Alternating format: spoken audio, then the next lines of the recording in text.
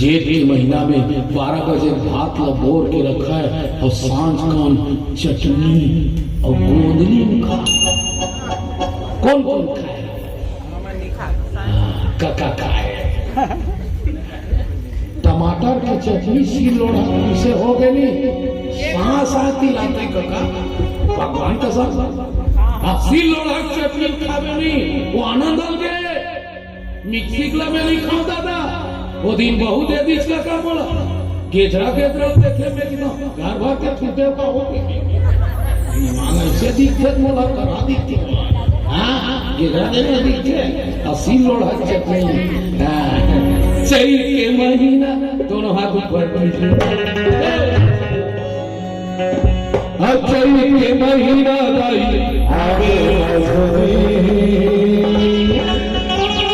अरे मोरे